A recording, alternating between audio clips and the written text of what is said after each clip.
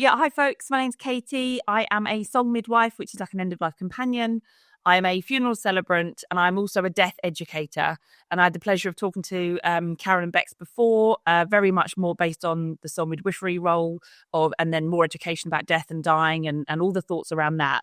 So I'm really excited this time, though, to come and talk to you all about funerals. Hi, welcome to Room to Grieve Podcast. We're your hosts, Karen and Bec.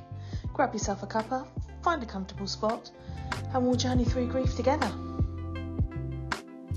Yes, thank you very much. I am quite intrigued about this one because I don't think I know anything, if I'm honest. And I was just saying to you there that I haven't really researched anything into this and I don't really know where this conversation's going to go. But for me, it was just pretty much there was two choices when somebody died. But from our conversation that we had last time when you came on, I think there's quite a bit more to it, isn't there? Oh God. See, this is the thing, that we have so many options and so many choices. But the problem is, because we don't talk about it enough, we don't know what our choices are. And of course, when you're in the midst of your grief and a funeral director comes along and says, oh, we'll do it, we'll do this, this and this. Of course, it feels like a weight's been lifted and you can go, okay, great, you do it. Which is great for some people. But what about when you do want choices, or you don't want to do it the way they do, or you don't know you can do it any other way than what they're telling you? So, funeral directors are incredible, but even the funeral director bit, people need to know that you can shop around for your funeral director. I was going to say, because like when Bradley died in the hospice, I remember they came in and they said, which undertakers do you want to call? Who have you prepared? And I was like, I haven't prepared anybody. Like, I didn't know that was a thing. And for me, my nan had died like 6 months prior. So we just called the person that I'd called when my nan died because I didn't know who else to ring. Yeah. It was 5:00 in the morning when they asked me this. And you think, who's going to answer at 5:00 in the morning? But they did. But yeah, they do. Really, that threw me a little bit too, because I was like, oh, do I not have to wait till 9? Like, and it was just... It wasn't something I'd been pre-prepared for. And then it kind of then was just, I chose a funeral director. So then it was choose a funeral or a cremation. And I never looked any wider. No, because also, why would you? If somebody isn't saying to you, do you know your choices and what do you want to do? You wouldn't even think to do it. Unless they're saying to you, what do you want? Do you know this? These are your options. Society already leads us down a path. And also, interestingly, that when you got asked about, what undertakers or funeral directors are you going to use? So if you think to yourself, actually, I don't know what funeral directors are around, or like yourself, Bec, so many people have that funeral director in their head because they have had an experience with them sometime, or they're the most well-known one in their town, or they've been there forever, so they must know what they're doing. We always go to those things because our society and culture kind of leads us down that road, that we should go to the one that's the most well-known, or well, they did Nan. So therefore you feel like there's an element of like obligation as well sometimes. But whether you call them or not before, or what, is totally your choice. And like I said, you can actually, if you want to do things in advance, go around, talk to them, email them, have a conversation, pop in and have a cup of tea, see who feels right. Because every funeral director, obviously they're run by humans and every human is different. So the way, that your approach, the conversations you have could be different. The way that they put things together might not feel quite right for you. But equally, when you've shopped around, you might find somebody really lovely that you're like, oh my God, I love them. And you feel that you're connected in some way. And you go, actually, I really want my person to be in your care.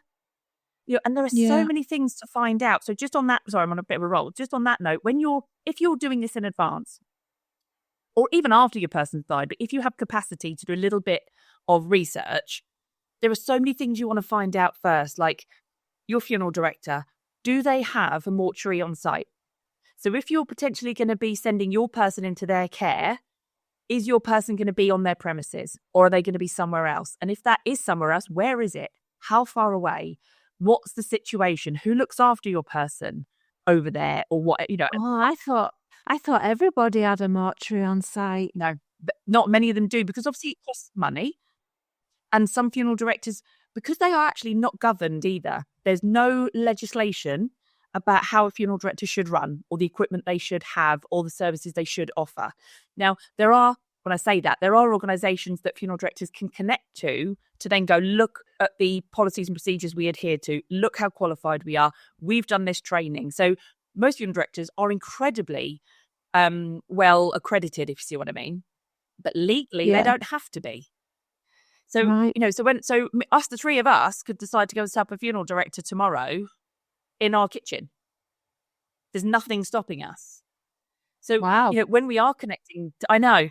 So when we are connecting to funeral directors, it's important that we do go and find out exactly what their establishment is like, what their ways of working are, and just find out, again, does it feel right for us? You wouldn't go and sit in the first hairdressers with somebody that makes you feel uncomfortable. Now, I'm not comparing, but what I'm saying is we have the confidence to make those choices everywhere else in life.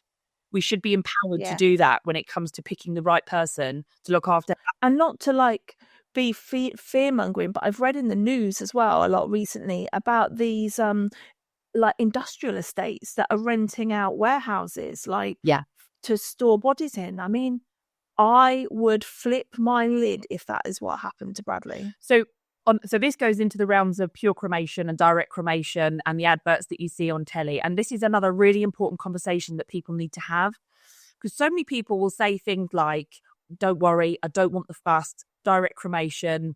My nan was very much chuck me in a cardboard box. Someone else I knew was chuck me out with the bins. And that's, some people add humour, but actually their meaning behind that is, I don't want the fuss, don't waste your money is another thing we hear. But we really need to understand what that means, because you can go to a company that you see on telly, like Pure Cremation, and I'm not slating them because I've never used them directly. The way The way they work is very different to how a funeral director would work. And unfortunately, and I'm not saying it's Pure Cremation, but a company like that, they literally will come and collect your person from wherever you are, and your person then does go into a storage unit with other people, because their role is to take your person into their care and to then have them cremated. That's it. So it very much takes everything away, which was what some people want. But I think we really need to understand then, how do you feel about that being your person?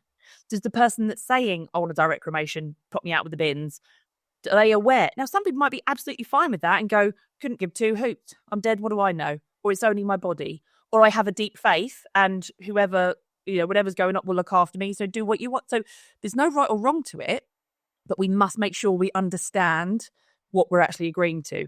And the other thing with the direct cremation is also understanding if it's us that's dying, that say to our loved ones, don't want the fuss, don't do this, don't do that, we must understand that we may need to still give them permission to have some kind of gathering or memorial, because what people assume is that, well, that's that bit done, so therefore I can't do anything. And then you've got the whole, I don't want to say closure, but you've got the whole poignant moment of a funeral that starts and ends and creates something else. So without that, some people really struggle without that. Some people don't need it. But I think we need to understand the language we're using. So direct cremation actually is very layered. And we can still have that direct cremation, but we can also have a wake, a gathering, a celebration, a memorial, raise a toast in the pub, have your fish and chips by the sea. You can still create a ceremony or ritual or moment or event, and that's happened.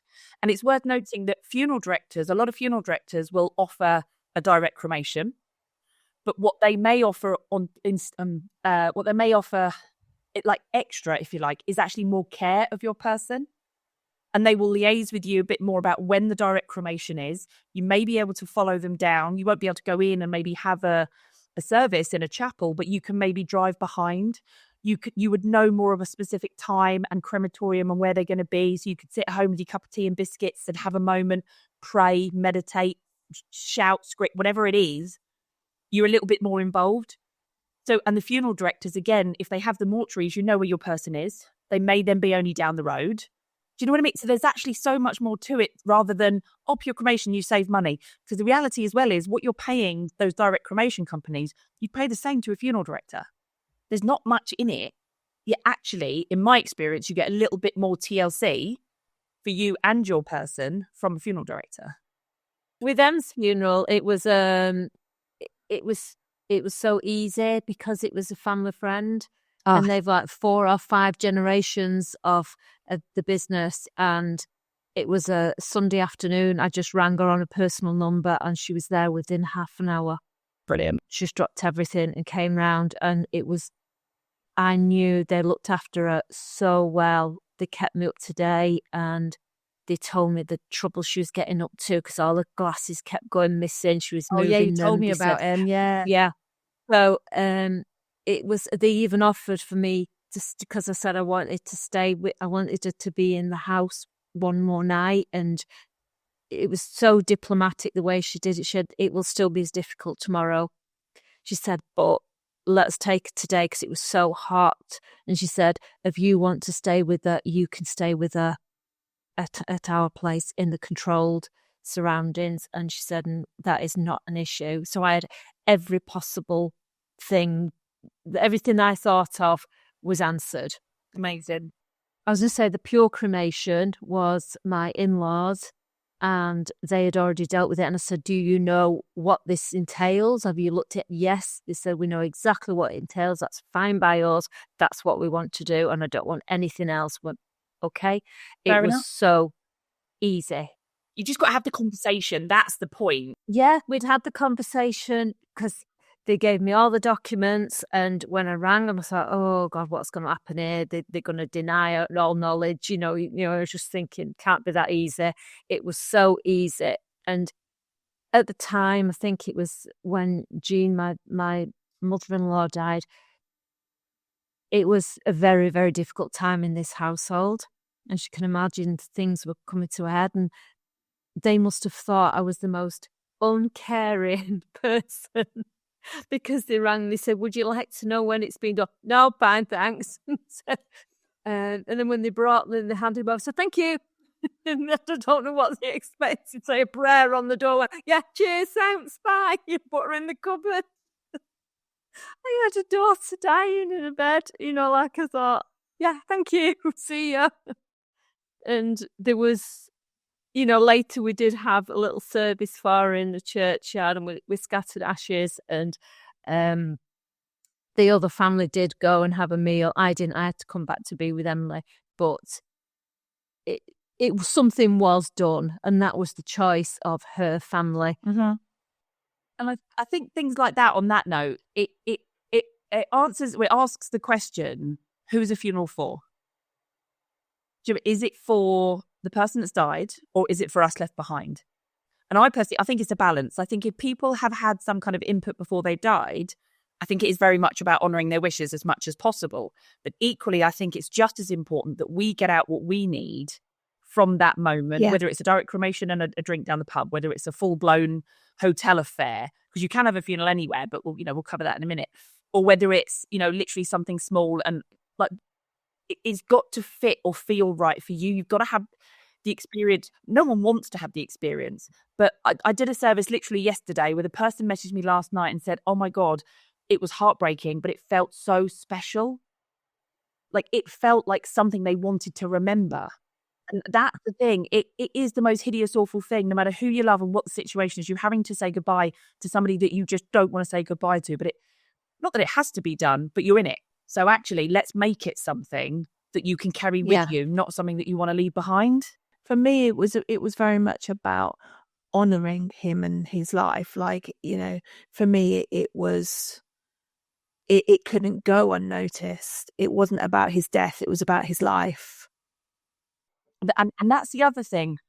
You can make a funeral about anything you want. You can put whatever content, you can, the tone of it, the feel, the meaning, it can be anything you need it to be. So for sometimes the funeral might be very much about somebody's death for whatever reason. Some people may never wish to actually mention that, but it be all about the life.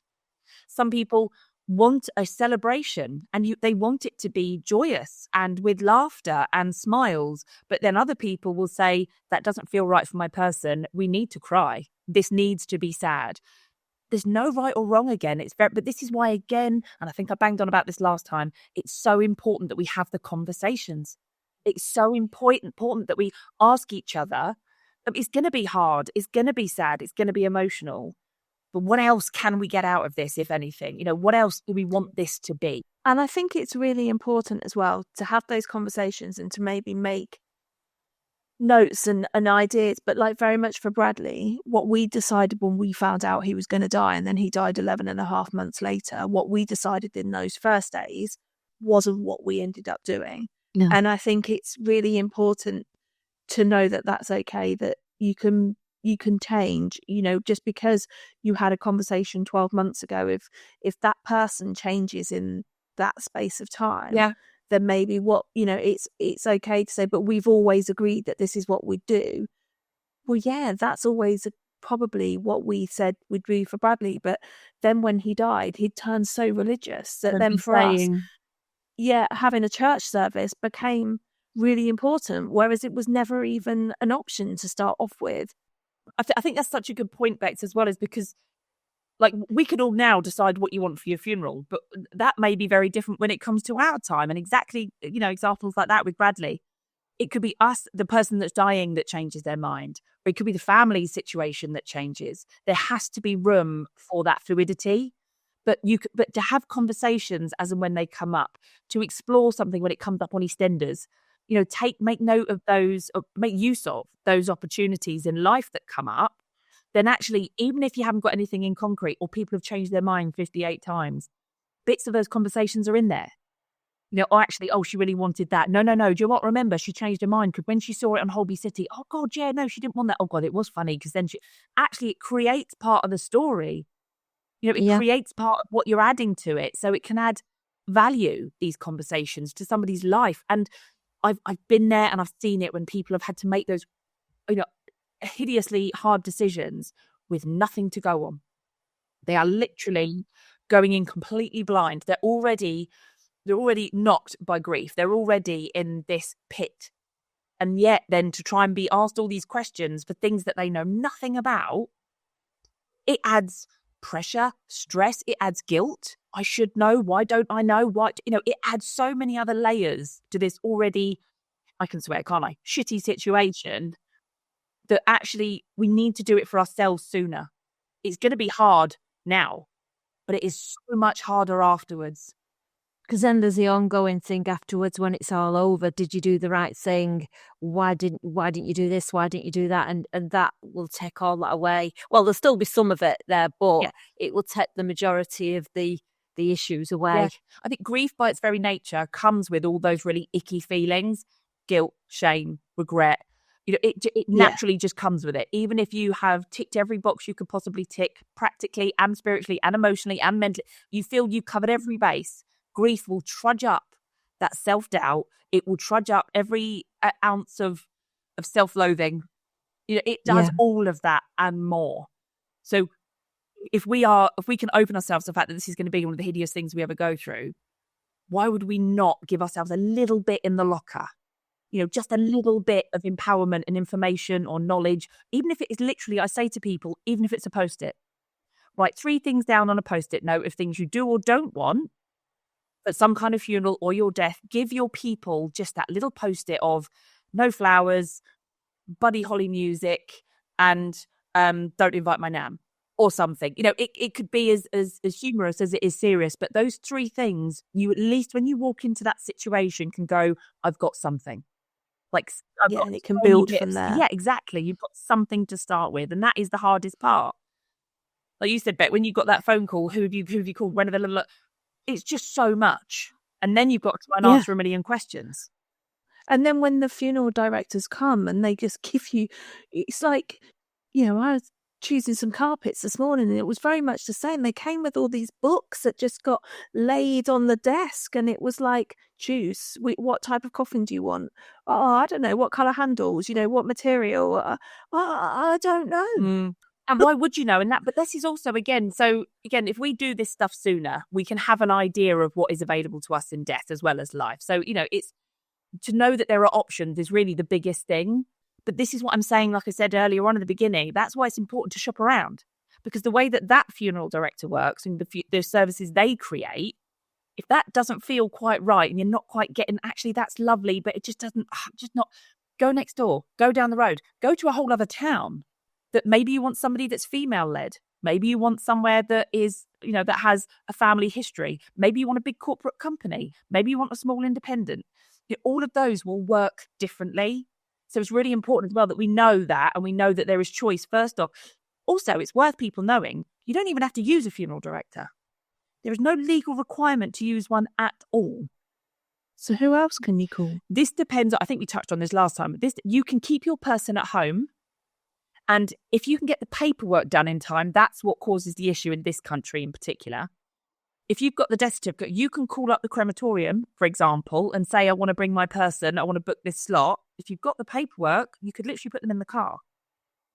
Now, I'm making that sound a little bit like, I know it's not that easy and I know it's not that simple, but the fact is legally, it's allowed. So what some people... So I do a lot of funerals that are maybe a bit different. So I've done like home burials, for example. It is absolutely legal to be buried in your back garden. If you own the land, if you own the land, you can be buried in your back garden. You do just need to check with environmental health that you are a certain amount of meters away from a water source. But even that is a bit of a grey area because natural burial grounds have lakes and all sorts of stuff running through them. So because I do funerals that are a little bit different, I will also support people to say, right, so most people will want to use a funeral director for two main reasons. And again, I'm going to be very blunt, but I don't mean it as harsh as it sounds. But reasons they would use them is for storage of your person and maybe transport of your person. So if your person dies, but you want to create something different, you could ask a funeral director to take care of your person until whatever service you're having. And if you're having a coffin, you don't have to use a hearse. You don't have to use any particular vehicle. I've done funerals where people have been driven off in camper vans, Winnebagos, forklift trucks, tanks, or also, estate cars. You don't need any. I've got a Volvo estate car. I could make a bit of money. There we go. Hey, or the sideline job, but it's totally legal. Wow. You've got the paperwork to go with that person. So this is the thing. Obviously, it's got to be legal. That bit's got to be legal. But there is no legal requirement. So I've supported people. So when I was at my local hospice, a Muslim family was supporting their person, but they had complex needs. So they needed the medical care, but the Muslim family very much did all the personal care. And because in their culture, things happen very quickly, normally within 24 hours, that person went into a car, the back of a car, and left to go straight off. I know. It might go, but that you don't even have to cover a person after they've died, as long as they're not a danger to public health and they're not causing public offence. Now, you could argue that a dead person in the back of a car is going to offend everybody, but actually, if you didn't know, you're not going to second guess anything at the train station. When the train comes and you sat there, you do a double take. Someone's having a kip in the back of the car. I know this is the stuff that people are like, you can't do that. My point is, not many people do that. But I think it's really interesting to know that it's legal. You know what I mean? So that's fantastic to know that. Yeah. But oh God. No, I'm just thinking how big my garden is. I just know. I'm just like thinking of like the commercial aspect of it. But again, I think because I could make my back garden into a burial site. Now, the moment you have more than two bodies, it becomes a cemetery, and that's when you need permission from councils. All right, it's not worth it just for two then. So yeah, I've done a home burial with a funeral director, and that same funeral director. So that was with the husband, and then when the wife died, we put her in next to him. And her words were, these were a couple in their 70s and 80s. They'd been together forever, both from completely different countries, both characters, brilliant. She was sat there smoking away at 80 odd years old in a glass of wine on a Tuesday morning, whatever it was when I met with her. And when our husband had died, she said, we're going to bury him in the garden. It was like, yeah, great. And again, thankfully, this is why, again, you look around for your funeral director, because even funeral directors went, you can't do that. It's like, legally, yes, you can. You can't. We're not doing that. Okay, fine. You don't have to. But there are funeral directors that do because they know they can. And it might be more effort. You have to get a grave digger in. There's lots of different aspects to it. But anyway, it's legal and it's doable. So I sat there with this lady and she explained that he was going to face this way by the tree and this was going to happen. And then she said, and I'll go in with him when I die.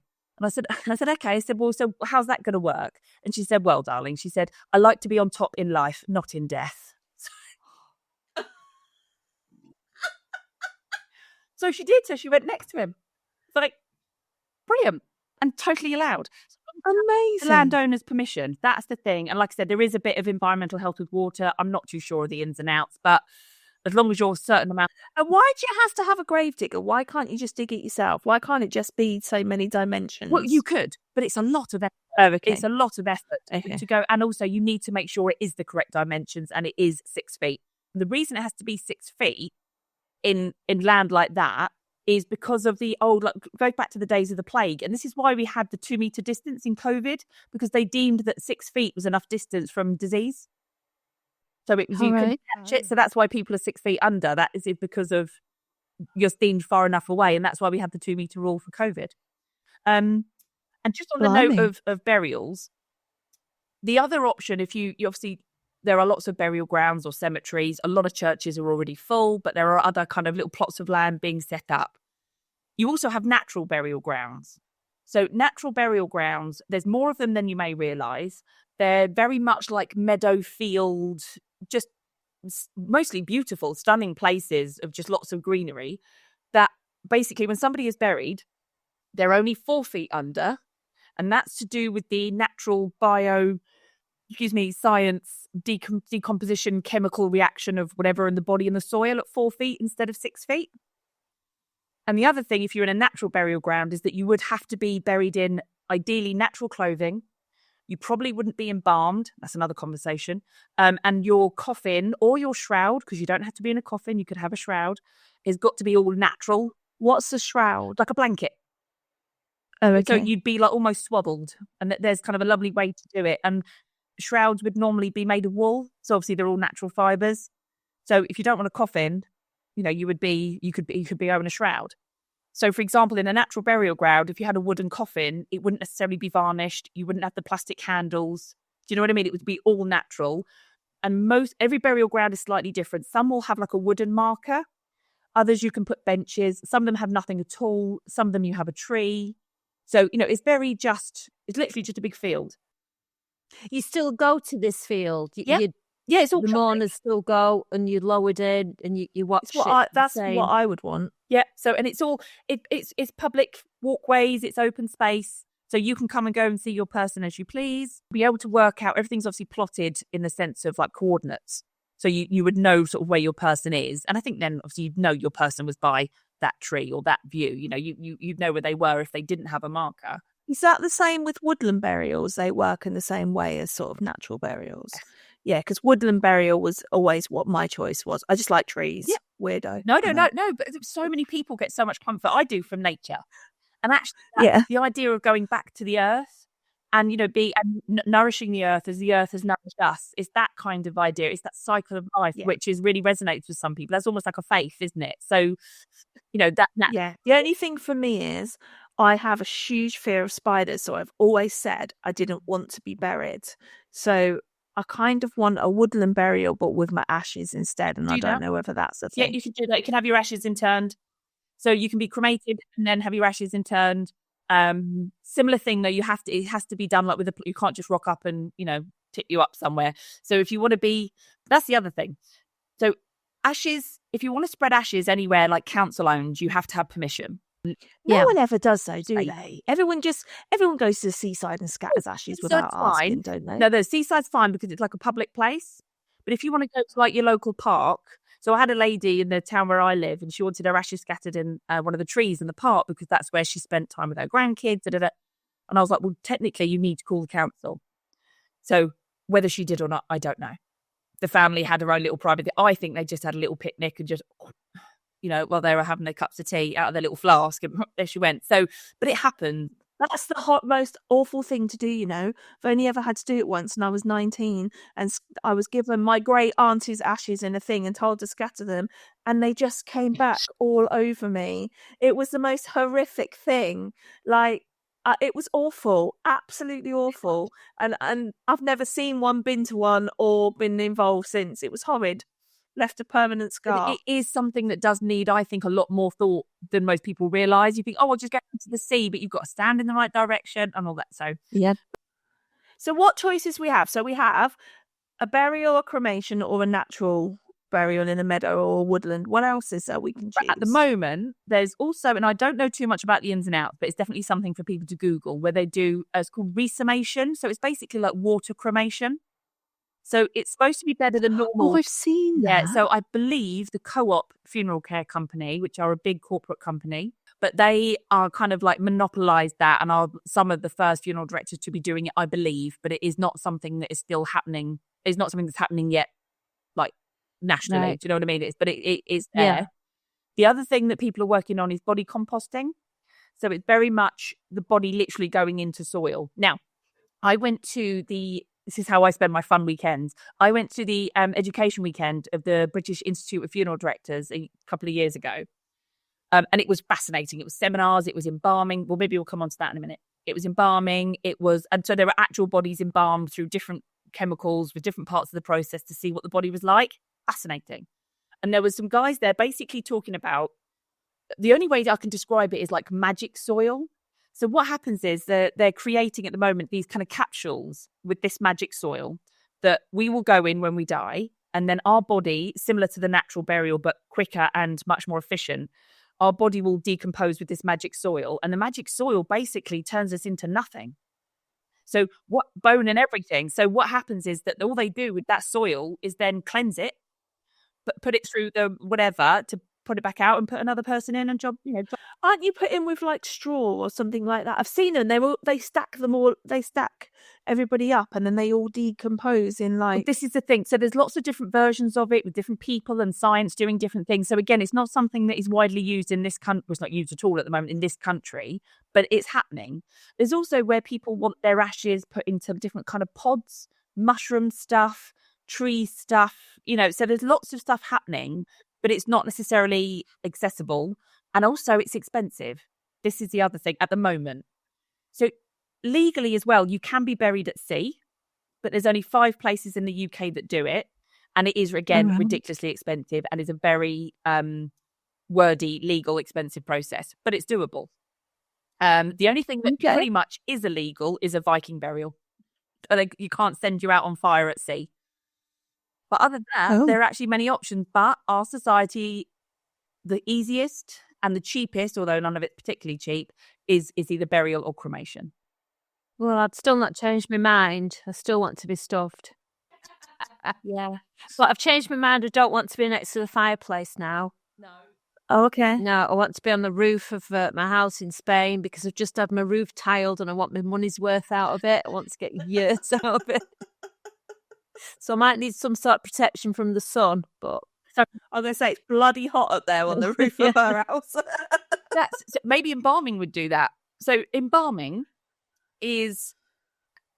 people are very either for or against embalming if they understand what... Even within the funeral directors, there's a couple of girls at work in the one that did Emily's, and even those between them, one agreed with it and one didn't. Mm-hmm.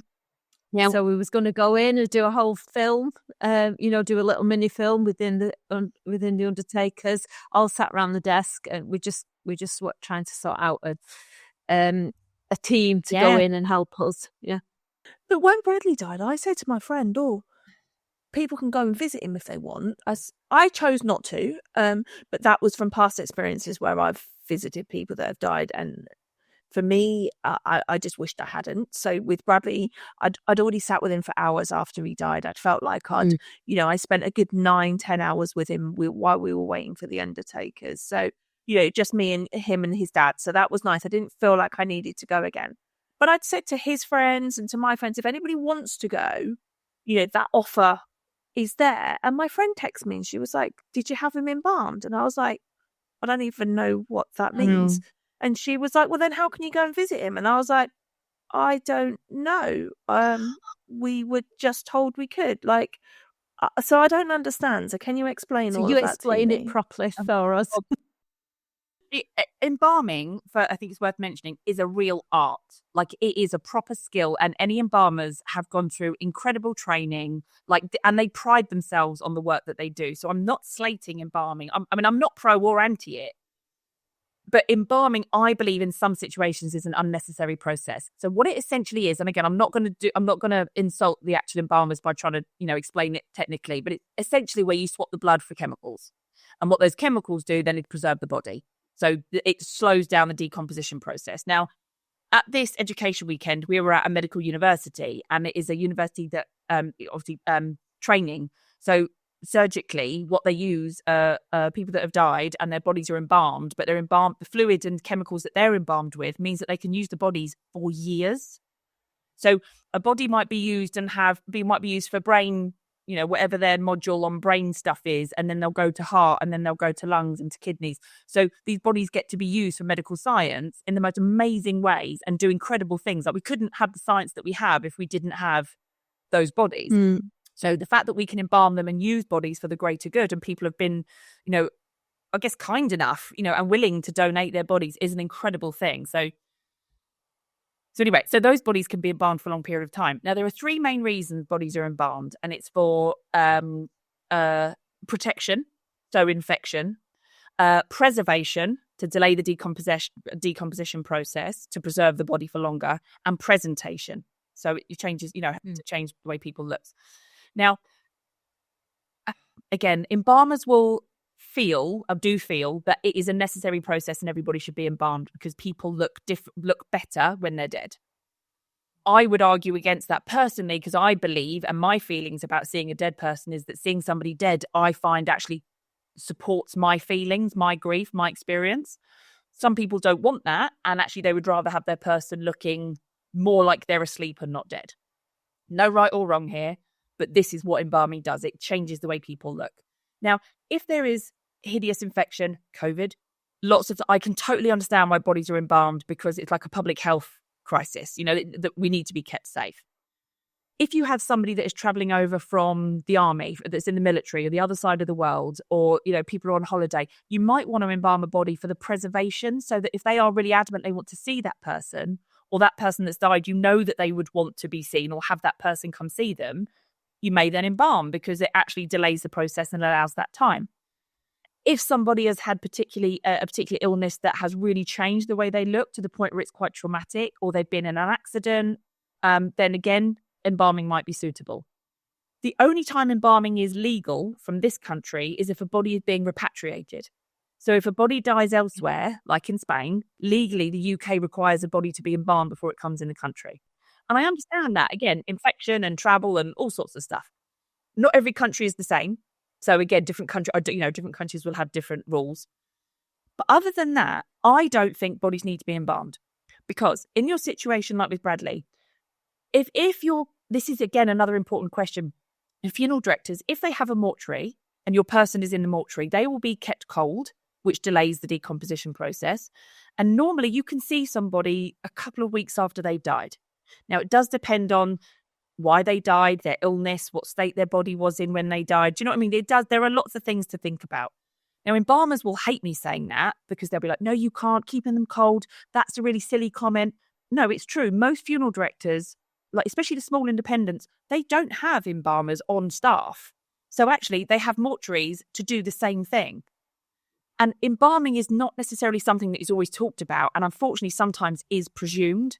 And the funeral directors, particularly if you've done a plan, if you've gone to the funeral directors and gone, we're going to have this, this and this, the small print might include some words like hygienic cleansing or some kind of reference to cleaning.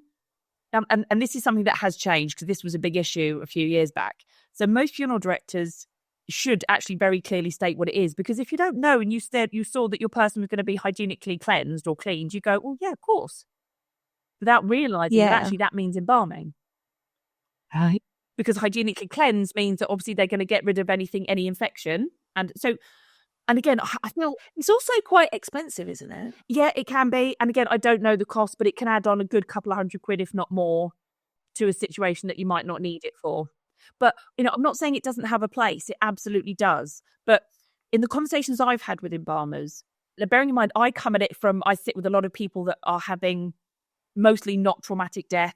They might have difficult symptoms, but potentially people are at home, they're in a nursing home, they're in a hospice. It's not a tragedy. It's an expected death. It is a tragedy emotionally, but it's not like an accident. I mean, so actually the deaths that I'm seeing are very natural and normal. And in those situations, nobody needs to be embalmed. Unless, like I said, the nephew's coming over from Australia and can't get a flight for 3 weeks, those sorts of things. But actually, you can see a body. That's why you can go to a funeral home a couple of weeks later and still see your person. And any decent funeral director worth their salt will be able to say to you, we're at that point now, you can't see them. Or we advise that you don't see them, because the natural changes have started to happen and they are starting to decompose. So, some funeral directors will also embalm now, because to them it might be cheaper than having a mortuary. Do you see what I mean? So actually they will embalm everybody because they don't have the cold facilities. So it's not that one is right or wrong or that better or the other, but this is why you need to find out how your funeral director works. Yes. And I was just thinking, like I said, like we were all told we could go and visit Bradley, but we didn't. But what we all did instead was everybody wrote letters to Bradley and put them in. I had them put in the coffin with him when he was cremated. And for the kids, you know, Bradley being 18, all his friends were the same age. I think that was a great way that they could all say whatever it was they wanted to say in their own way. It's a really thing. And this is the thing with funerals. It's those personal touches. You know, it can be as traditional as you like. It can be as, quiet or simple or whatever it is. But those things are what makes the difference. Those are moments you take away. They're the things that you go away. So Bradley's friends would have gone away going, he knows how I feel. My love in that letter is with him. He had about 20 letters put in his coffin with him. And that's amazing. Emma's a right load of shit. There was all sorts. Every time I come across it, she'll want that. And then I had to go, oh no, she needs this. She's got to have this. I forgot about this. And it was just piling up. So that's okay. And that's important that those bits are honoured and talked about. Very, very important to me. And I hadn't thought of it. And you know, she said, right, what would you like to put in with Emily? And I thought, what do you mean? And she said, letters. And I went, oh. And it was like, good. I'm so glad you had that conversation. Oh, right. Yeah. Can I put this in? Anything you want. There was, I think it was a jasmine angel. And she went, I'll put that in, but I'll just take it out at the end. And then I could put we it had that with in the her vape. ashes. It's a vape. Oh, God, you are common. Bradley was allowed to vape, but not to go through the cremation thing. I got given that back. Yeah. But again, those bits can stay with your people until the time comes, you know, when it comes to the cremation. Yeah. But all of those things can be done. And again, it's just so good that you were given that opportunity. So I spoke to somebody the other day who lost a little girl when she was 2. And she died in hospital. It was an emergency. She died in hospital. They kind of took her little girl away so quickly. And this was 16 years ago. So not that it makes it any better, but my point is she's had 16 years now of education to understand what she could have done and how she could have been with her, how she could have taken her teddy to her muslin. Oh, it makes me feel sick thinking about it. Do you know what I mean? She could have done all of this stuff and the similar things that you're talking about to build that connection, and she was never given the opportunity. So I'm not saying it's awful, and I'm not saying that makes grief better, but to have that connection, you've got that extra connection to do those things. You've had and that extra bit of peace and comfort in your soul, an extra bit of love that's been created, and you need all the love you can get at times like that. Yeah, because that can afterwards that could reduce guilt, anger. This, upset. There's absolutely so many things that would have helped. Yeah, over the years. Yeah, and again, this is why I'm on a mission, particularly, and I think what you ladies are doing is brilliant. Just bringing all of this to the forefront, like just putting it out there for anybody that needs to know something. Yeah. Even if somebody just listens to this and goes, "Oh, letters, I hadn't thought about that." Oh, my person's vape. Yeah, actually, I'll leave that with like those little bits for that person can create such love. At a time when you're struggling to see it anywhere. Yeah. And I'll tell you something else. I'll tell you something else, Casey, that I never even thought of. There's a lovely lady that did the funeral. And again, the undertaker said, we know somebody for Emily. Meet her, see what you think, and we'll get somebody else. But this is the person we would pick for Emily because they knew Emily. And she was fantastic. And she came and she chatted. She even dyed her hair. Love that. Was it purple? Dyed her hair purple for Emily's funeral because Emily wanted purple hair. Love that.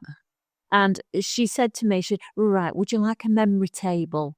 And I went, what? I don't know what that means. So she went, let's just get some things of Emily's, a few things on the table of Emily's that people can go and look at and chat about. It was lovely. A memory. Right.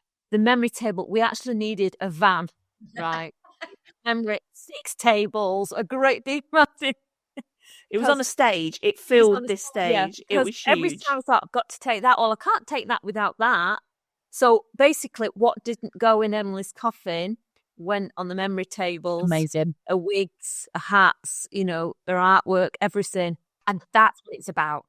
That's exactly what it's about. And you can do that whether you are in a crematorium, whether you're in a church, whether you're in, again, because you can have a funeral anywhere. And legally, you can have your person in their coffin anywhere. So some places will say, oh, we don't do that and we can't have that. Legally, they can, but it's whether their policy or procedure allows it, or whether they don't want to have that association, or whether they just don't like it themselves, you know, whether it's a personal thing where people go, oh, heck. But so you can be anywhere and you can do all of that stuff anywhere. So if we're talking about like a crematorium service, you know, time is obviously an issue in a crematorium. Let's be honest, it is a conveyor belt. With again, any funeral director and any celebrant worth their salt, it won't feel like that, but that's essentially what it is. But what you do in that time is crucial. You know, what you do in that 30, 40 minutes, it can be so personal. You can have memory tables, you can put letters, you can have photos, you can read, share, laugh, joke, do whatever you want. You can sit in silence if you need to. You know, and there are so many things you can do with the coffin, with flowers, with order of services, with visual tributes, photos, music. Like I said, you can add all of that in and make everything as personal as you possibly can. That's what that moment is about. You know, all of that other stuff we've just shared is the really good practical stuff that people need to know. Then when you do the practical bits, you step into almost like a realm of creativity. Then it's like, right, how do now we put together this service for my person? So if you're in a crematorium, you've got 30 to 40 minutes, but you can book a double slot in a crematorium. So what they do though is quite cheeky. So if you book, for example, 11 o'clock in a crematorium, you technically, some of them are different, so it is worth checking. But in my local ones, you have an hour till the next service. But what they advise is that you are out within 40 minutes, and that gives them a chance to clean, tidy, get ready for the next person. Some crematoriums, you're literally in and out within 40 minutes. There's one at 11, 11:40, 12:20. Right, awful. But you can book a double slot. But, you know, if this is why, though, I think it's good. If you're in a creme, that's what you have. But if you look at other venues, other opportunities. So I did a service recently at a big hotel. So we had a marquee outside. It was a good hour and a half. Then we went inside for afternoon tea. We had a big screen up with songs. It was a 3-4 hour event. And that was absolutely right for the. We did that for Bradley's. So we had the big church service, which was about an hour and a half. Is it like a and then. Yeah, well, no, there was just a lot to say. They had big screens up, and we did lots of video messages and lots of videography and story time about Bradley. And it was, you know, a bit of a show, if you like. Like, you know, I pre-recorded what I wanted to say because I knew I couldn't stand up and say it on the day. So that was played all over music and photos and things in the church, because that was just, I knew I needed to talk, but I didn't want the pressure of doing it in the day. So I pre-recorded it and sent it to the church. And then when that service finished, we then gave the kids an hour's break, and the coffin stayed in the church, and the kids could all go and touch it, talk to Bradley, do what they liked. And then it was removed, and we went to the crematorium, which is about a half-hour drive away for us.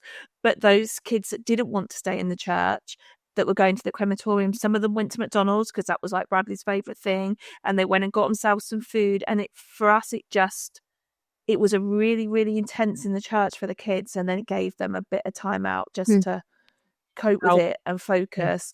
And then the creme was the really, really, really hard bit that was just the emotional tears. There was none of that, you know, the pictures and the talking and all of that. It was just a lot harder, but it was shorter. Yeah.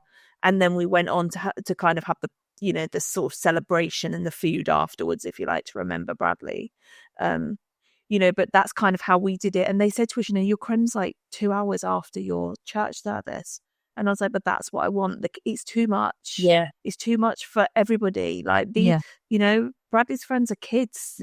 I've got to think of everybody. Probably their first funeral that they'd ever been to. Yeah. So we spread it out, and it did literally go on all day. But even that, Bex, not many people even know that you could do that, you know, with the church service and the creme and everything else. So that's really powerful to know.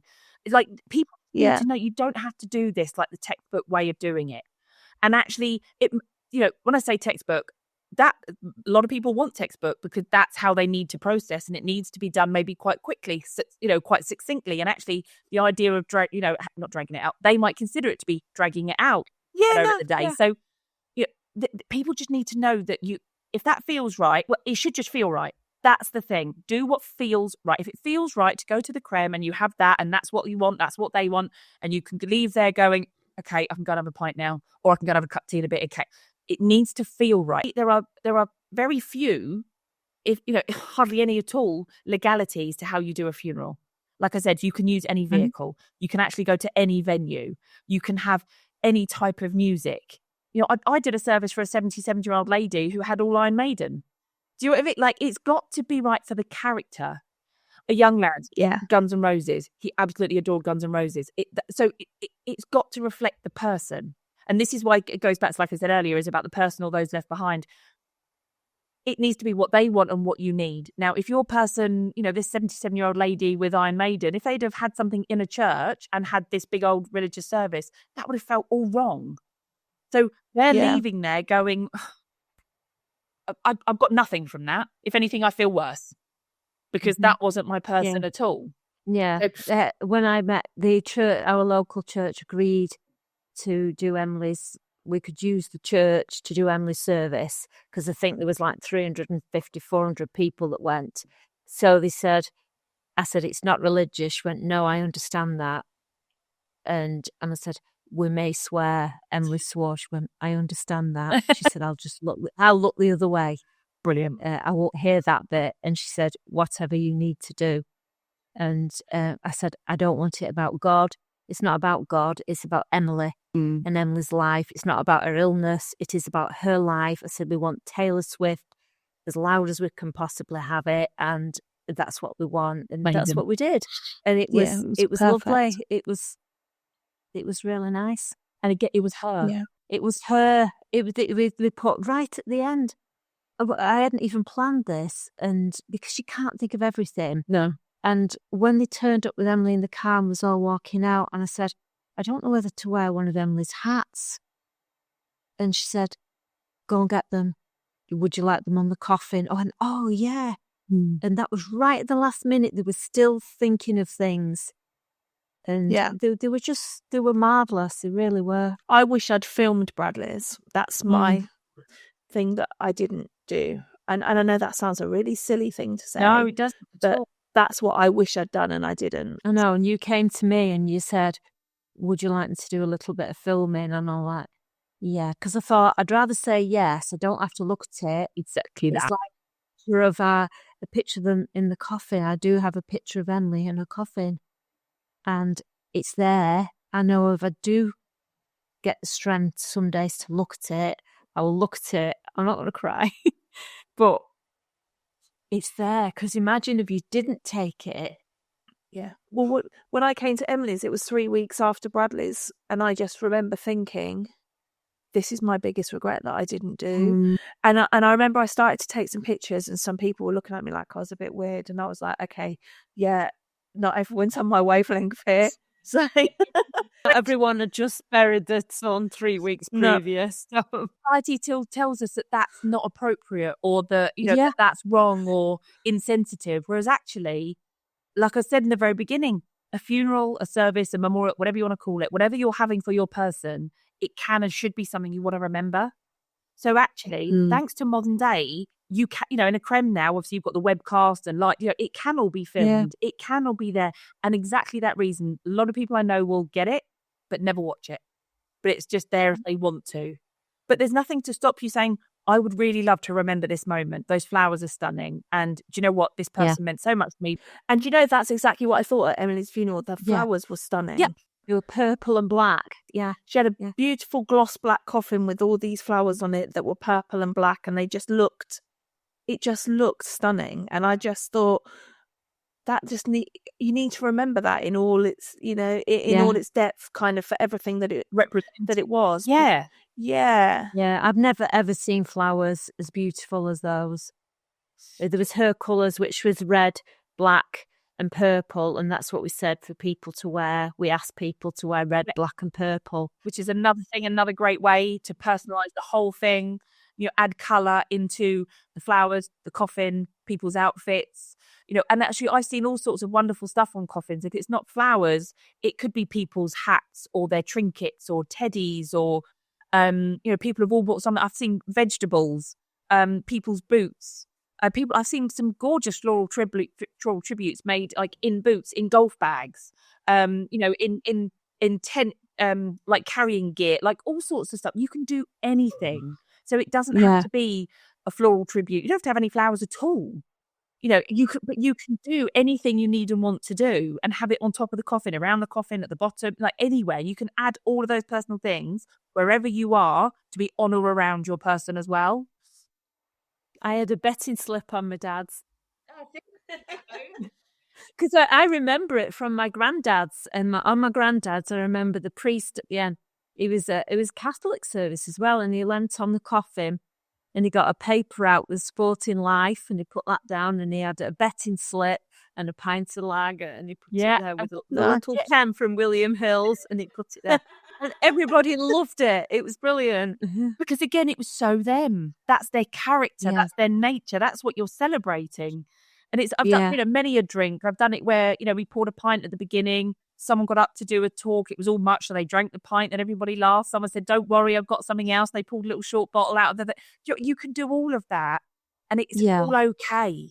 And it's people. I want people to feel empowered to know that they can make these decisions. And funeral directors, like I said, they will all have their ways of working, but they are brilliant people and fundamentally want the same. But it's about finding the people that you can ask these things. That they're maybe going to poke and prod a little bit for the greater good to go, but how do you feel about this? Why don't we try that? And to do it beforehand, because afterwards is all just too much. There's already too much going around your head to think about that. There was one other thing that I did when Bradley died that I feel grateful for doing, and it now saves my sanity a lot, is there are lots of days where I wake up and I replay the day that he died. And the version of it that I've created in my mind, that replays in my mind, is that I did lots wrong and all of the things that I didn't do. Mm-hmm. For some reason, and don't ask me why I did this, but the morning that Bradley died, I wrote in my notes in my phone everything that had happened in those 24 hours prior to him dying. Don't ask me why I did. I wrote from the minute he woke up, who came, what medicine he took, what nurse had been to see him, how many people were in the room, who left, what they said, what they did, what everybody's last words were that they said to him. And when I read back over that now, that is nothing like what plays in loop on my head. And it stops those horrible thoughts that go around my head, this new version of that day that my brain has created. That random note that I wrote at 5:30 on the 1st of June 2023 stops all of that. And I don't know why I did it, but for me, that has been such a saviour. And if anybody has it in them just to capture that day, because there will be so much that you forget and you twist. You find your own narrative for it, Like I say, nobody came. I look in my phone, so many people came. But I just don't remember it at all. I think that's so, so valuable and so healthy. We do it in life, don't we? We're encouraged to journal, write things down, make notes. It is psychologically, it's a very clever way to help organise your thoughts. But for that exact reason, and I think that's really powerful that you've shared that. I don't know if you've shared that before, but I think that, I've never told anybody I've done tell that. Me. Tell me to do that. Never told anybody, because I feel stupid, because it feels like what the fuck was going through my mind when my son had died, that 2 hours later I felt, just to document it in my notes, that it also feels like the weirdest fucking thing. Like, what sort of freak am I? Why did I do that? No, but it has helped. My friend said to me, "What was the last thing I said to him?" And I said, "I can tell you exactly what the last thing you said, because I wrote it down." It's like, and that brings her peace, because she said, "I love you with all my heart." That was the last thing she said to him. And she doesn't remember saying it either. So, it brings peace for her too. Yeah. And that's the thing, isn't it? It's clinging on, like I said, to that love. You've created extra love for yourself, for your family, by being able to look back at those notes and know exactly what happened. I honestly, thank you so much for sharing that. I think that is just incredible. That's one of the most useful but powerful And Yeah.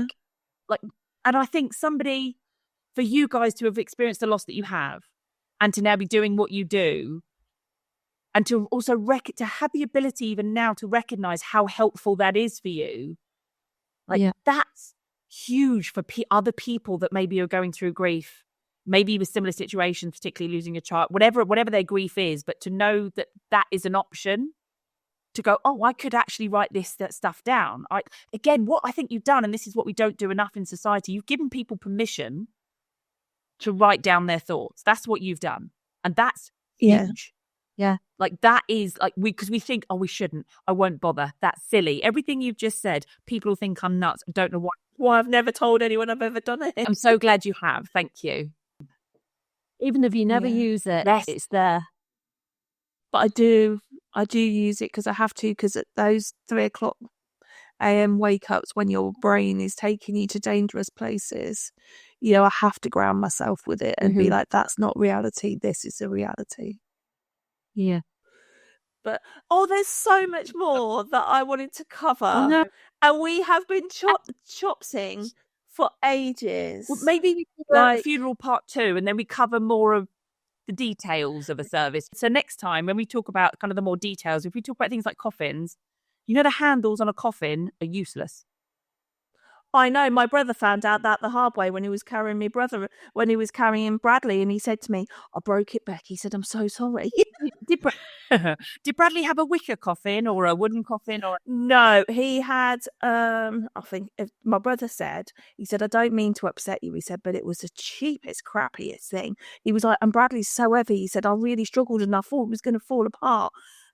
He had one that had photos all over it. So I think it was just like MDF or something, Yeah, but Bradley was so heavy because of the steroids and how much weight he'd put on and stuff and my brother's only like 5'6", 5'7", he's a tiny little thing. And he was like, I was struggling to hold him up. I was struggling to stand up. He said, so I held onto the handle for a bit of extra support. He said, and it came off. I don't think I had handles on.